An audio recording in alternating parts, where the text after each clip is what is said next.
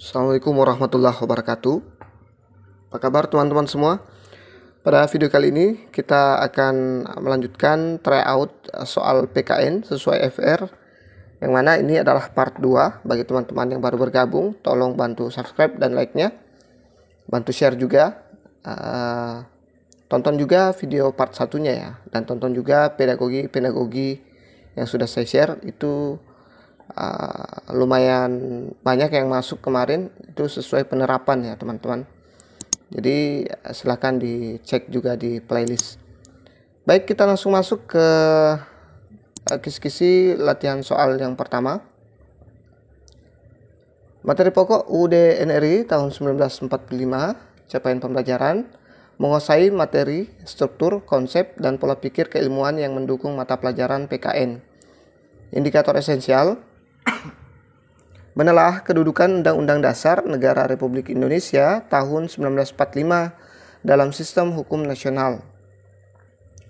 Kita lihat soalnya. Nilai yang dapat dipetik dari kinerja para pendiri negara dalam peristiwa sejarah perumusan Undang-Undang Dasar Negara Republik Indonesia tahun 1945 adalah: A. Sikap rela berkorban yang tinggi. B. Keinginan untuk merdeka yang kuat. C. Kecerdasan tinggi para pendiri negara. D. Keterlibatan semua komponen bangsa. E. Kerjasama yang baik dengan Jepang. Saya kasih waktu sekitar 10 detik untuk menjawab.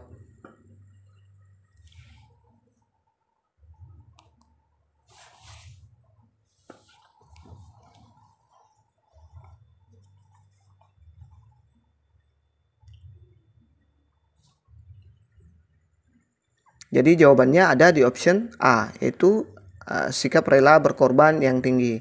Kita lihat pembahasannya. Perumusan Undang-Undang Dasar Negara Republik Indonesia tahun 1945 melalui proses sejarah yang panjang ya, melalui sidang BPUPKI. Naskah Undang-Undang Dasar Negara Republik Indonesia tahun 1945 berhasil dirumuskan. Ada banyak nilai yang dapat dipetik dari proses sejarah tersebut. Salah satunya adalah sikap rela berkorban dari para pendiri negara. Kita lanjut ke latihan soal berikutnya. Materi pokok UUD NRI tahun 1945 menguasai struktur konsep, sama ya dengan yang pertama tadi. Indikator esensial: menelaah tata urutan peraturan perundang-undangan dalam sistem hukum nasional di Indonesia. Kita lihat soalnya. Kedudukan Undang-Undang Dasar Negara Republik Indonesia tahun 1945 dalam sistem hukum nasional, yaitu sebagai: A. Sumber hukum material di Indonesia. B. Perundang-undangan yang tidak boleh diubah. C. Acuan pengembangan hukum di Indonesia. D. Sumber hukum tertinggi di Indonesia. E. Dasar falsafah hukum negara di Indonesia.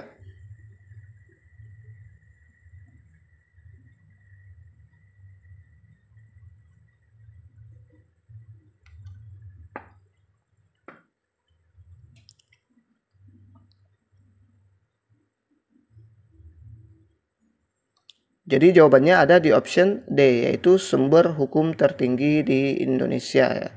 UD adalah sumber hukum tertinggi di Indonesia. Kita lihat pembahasannya. Undang-Undang Dasar Negara Republik Indonesia tahun 1945 memiliki kedudukan penting dalam sistem hukum nasional. Dalam sistem hukum nasional, Undang-Undang Dasar Negara Republik Indonesia tahun 1945 memiliki kedudukan sebagai hukum yang tertinggi di Indonesia. Artinya, tidak ada peraturan perundang-undangan yang lebih tinggi dari UUD NRI 1945. Kita lanjut ke latihan soal berikut. Masih materi pokok, masih UUD NRI, capaian pembelajaran masih sama. Indikator esensial: menelaah tata urutan peraturan perundang-undangan dalam sistem hukum nasional di Indonesia. Kita lihat soalnya. Tata urutan peraturan perundang-undangan dalam sistem hukum di Indonesia mengandung makna bahwa: A. Dalam pembuatan peraturan perundang-undangan tidak boleh bertentangan dengan peraturan yang lebih tinggi.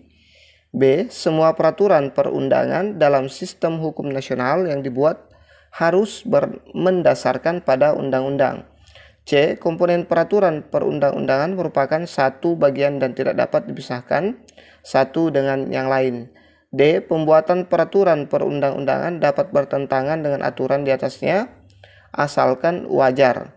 E. Peraturan perundang-undangan dalam sistem hukum di Indonesia harus mendasarkan pada keinginan pemerintah.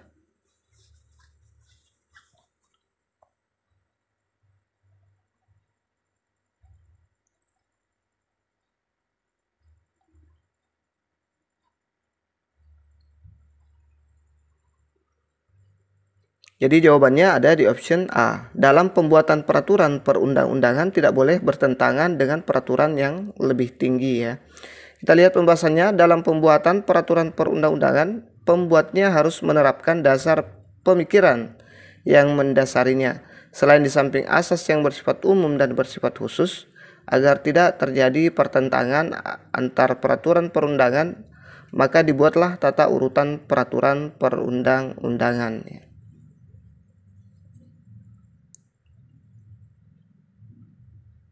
Kita lanjut ke latihan soal berikutnya. Materi pokok masih sama, capaian pembelajaran juga sama, indikator esensial, mensintesiskan isi alinea pembukaan Undang-Undang Dasar Negara Republik Indonesia tahun 1945. Kita lihat soalnya. Alinea kedua pembukaan Undang-Undang Dasar Negara Republik Indonesia tahun 1945 mengandung makna A. Pernyataan kemerdekaan Indonesia, B. Tujuan negara Indonesia merdeka, C. Kemerdekaan Indonesia telah diraih, D. Konsekuensi dari pernyataan kemerdekaan, E. Perjuangan kemerdekaan telah selesai.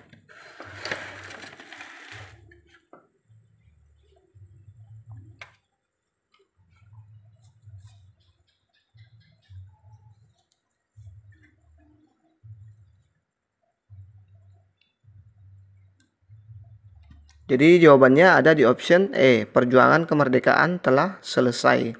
Setiap isi alinea pembukaan UUD NRI tahun 1945 memiliki isi dan makna. Alinea kedua yang berisi pernyataan perjuangan bangsa Indonesia telah mencapai tingkat yang menentukan. Dalam alinea kedua ini ada makna konsekuensi logis dari pernyataan kemerdekaan bangsa Indonesia. Kita lanjut ke latihan soal berikutnya. Materi pokok masih UUD NRI. Capaian pembelajaran masih sama. Indikator esensial mensintesiskan isi pokok pikiran yang terkandung dalam pembukaan Undang-Undang Dasar Negara Republik Indonesia tahun 1945. Kita lihat soalnya. Pokok pikiran pertama pembukaan Undang-Undang Dasar Negara Republik Indonesia tahun 1945 yaitu negara melindungi segenap bangsa Indonesia dan seluruh tumpah darah Indonesia dengan berdasar atas persatuan dan dengan mewujudkan keadilan sosial bagi seluruh rakyat Indonesia. Perwujudannya diantaranya adalah A. Pembangunan nasional di segala bidang, B. Pembentukan TNI dan kepolisian, C. Pembentukan Kementerian Pertahanan, D. Adanya pendidikan bela negara, E. Adanya konsep wawasan Nusantara.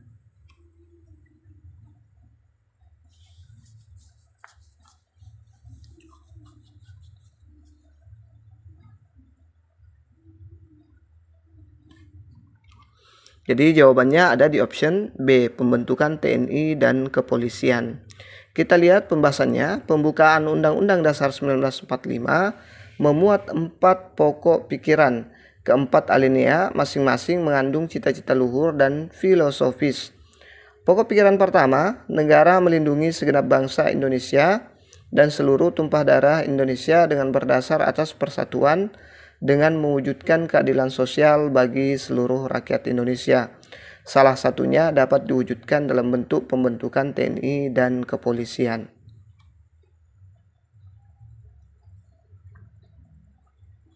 Kita lanjut ke latihan soal berikutnya. Masih sama, materi pokoknya, capaian pembelajaran juga sama. Indikator esensial menganalisis ketentuan tentang bentuk negara berdasar Undang-Undang Dasar Negara Republik Indonesia tahun 1945. Kita lihat soalnya. Bentuk negara Indonesia berdasarkan Undang-Undang Dasar Negara Republik Indonesia tahun 1945 terlihat pada A. Adanya negara-negara bagian dalam wilayah Indonesia. B. Wilayah negara dibagi ke dalam provinsi, kabupaten, dan kota. C. Anggaran pemerintah provinsi semuanya dari pemerintah pusat. D. Provinsi berlaku sebagai negara bagian yang mandiri dan otonom. E. Menteri negara tidak boleh ikut campur pemerintahan daerah.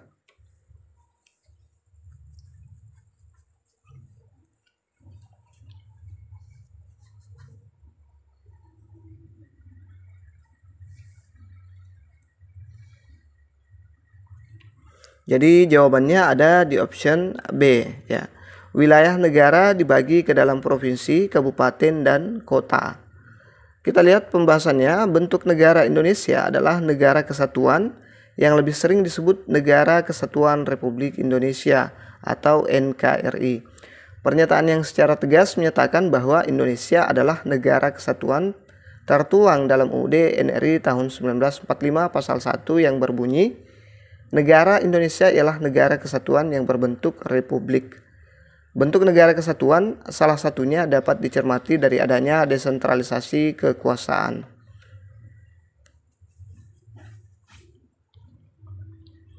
Kita lanjut ke soal berikutnya. Materi pokok masih sama dan capaian pembelajarannya. Indikator esensial menganalisis ketentuan tentang kedaulatan negara berdasar Undang-Undang Dasar Negara Republik Indonesia tahun 1945. Kedaulatan negara Indonesia berdasarkan Undang-Undang Dasar Negara Republik Indonesia tahun 1945 adalah kedaulatan rakyat. Salah satu perwujudannya adalah A. Pemilihan presiden dan wakil presiden langsung oleh rakyat. B. Ketertiban rakyat dalam perumusan kebijakan publik. C. Adanya partai politik sebagai peserta dalam pemilu. D. Adanya pemilu untuk memilih anggota DPR, DPD. E. Adanya pemilihan kepala daerah secara serentak.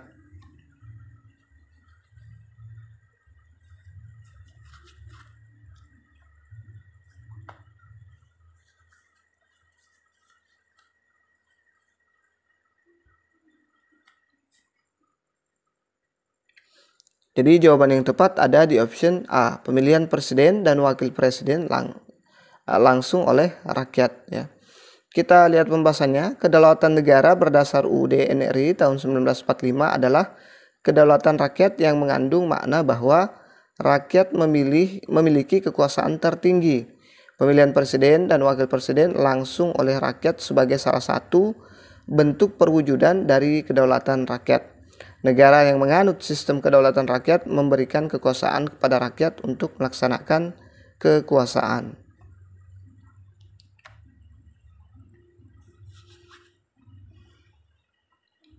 Kita lanjut ke soal berikutnya. Materi pokok masih sama, capaian pembelajaran juga sama. Indikator esensial menelaah ketentuan Undang-Undang Dasar Negara Republik Indonesia tahun 1945 yang mengatur tentang warga negara dan penduduk. Kita lihat soalnya. Berdasarkan ketentuan Undang-Undang Dasar Negara Republik Indonesia tahun 1945, dikenal adanya konsep warga negara dan penduduk. Perbedaan di antara keduanya adalah A. Status atau kedudukannya. B. Kartu identitas yang dimiliki. C. Tempat dan waktu kelahiran. D. Waktu tinggal di wilayah negara. E. Asal-usul keturunan orang tua.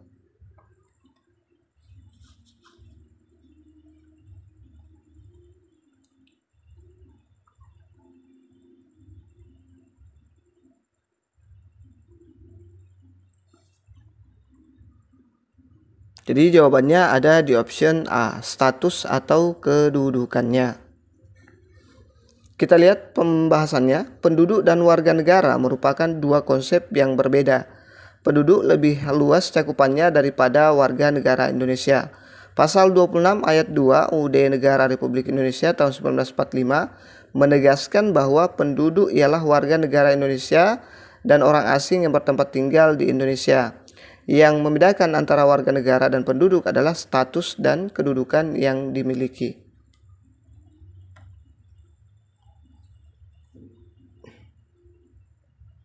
Kita lanjut ke soal berikutnya.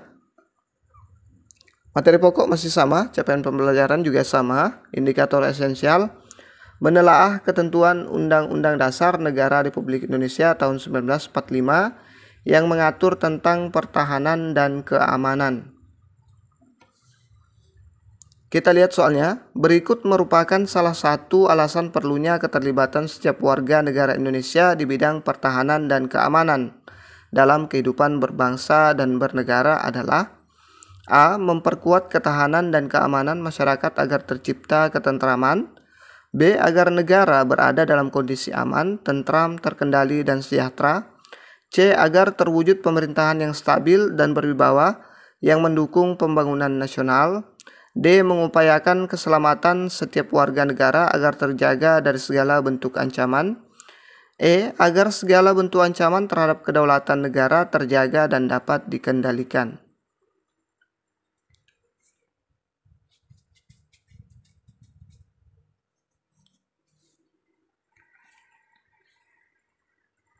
Jadi jawabannya ada di option C. Agar terwujud pemerintahan yang stabil dan berwibawa yang mendukung pembangunan nasional. Kita lihat pembahasannya. Undang-Undang Dasar Negara Republik Indonesia tahun 1945 mengatur dengan jelas tentang pertahanan dan keamanan. Setiap warga negara memiliki hak dan kewajiban dalam bidang pertahanan dan keamanan. Oleh karena itu, warga negara perlu terlibat dalam upaya pertahanan dan keamanan agar terwujud pemerintahan yang stabil dan berwibawa yang mendukung pembangunan nasional.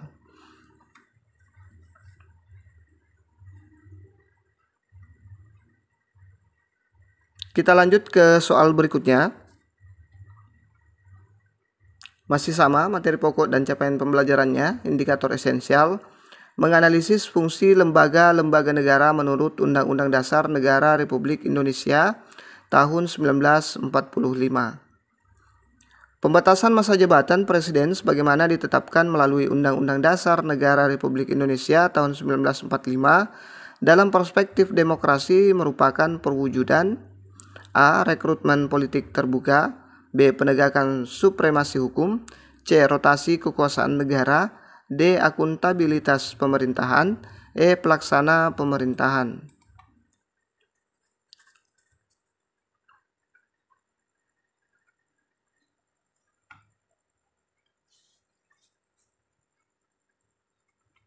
Jadi jawabannya adalah option C, yaitu rotasi kekuasaan negara.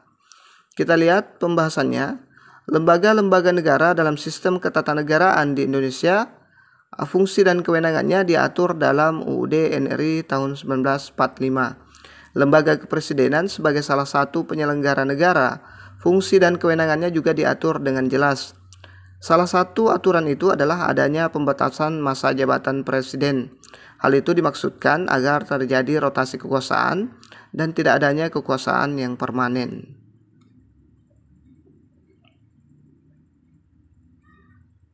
Kita lanjut ke latihan soal berikutnya. Materi pokok dan capaian pembelajaran masih sama, indikator esensial, menganalisis kewenangan lembaga-lembaga negara menurut Undang-Undang Dasar Negara Republik Indonesia tahun 1945. Kita lihat soalnya. Penyelenggaraan pemilihan umum di Indonesia dilaksanakan oleh Komisi Pemilihan Umum yang memiliki kewenangan sebagai berikut. A. Memilih anggota Dewan Perwakilan Daerah yang berasal dari calon perorangan. B. Memilih presiden, wakil presiden, dan menteri-menteri negara dalam satu paket. C. Melaksanakan pemilihan umum yang dapat diwakilkan kepada pemegang hak adat. D. Memilih anggota Majelis Permusyawaratan Rakyat dari partai politik. E. Menetapkan pemenang berdasarkan jumlah suara dari hitung cepat.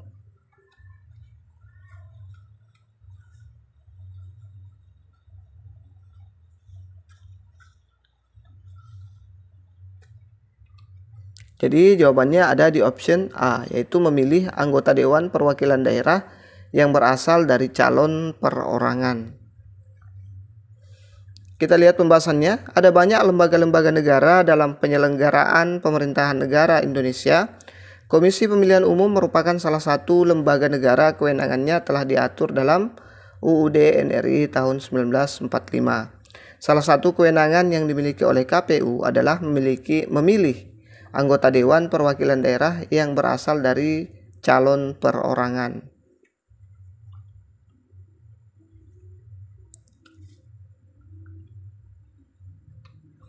Kita lanjut ke soal berikutnya. Materi pokok dan capaian pembelajaran masih sama, indikator esensial, menganalisis sistem hukum di Indonesia berdasarkan Undang-Undang Dasar Negara Republik Indonesia tahun 1945. Indonesia sebagai negara hukum memiliki sistem hukum nasional sendiri yang berbeda dengan negara lain. Berdasarkan UUD NRI tahun 1945, lembaga yang melaksanakan kegiatan pembuatan hukum atau lawmaking adalah A. MPR dan DPR, B. KY dan Presiden, C. MA dan DPR, D. DPR dan Presiden, E. MK dan MA.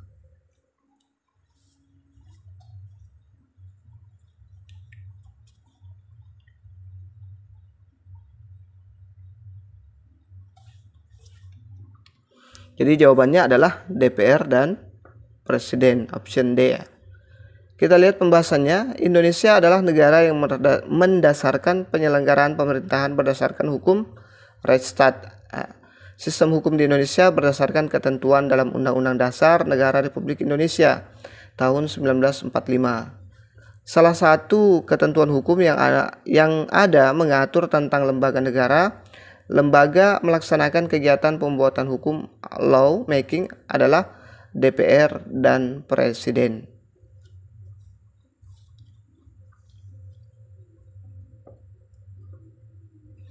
Oke, cukup sekian dulu untuk tryout kali ini. Tolong catat berapa yang benar di kolom komentar dan berapa yang masih salah. Insya Allah kita akan lanjut lagi tryout ketiga ya, sampai habis nanti. Terima kasih sudah menonton. Jangan lupa subscribe, like, dan bantu share. Wassalamualaikum warahmatullahi wabarakatuh.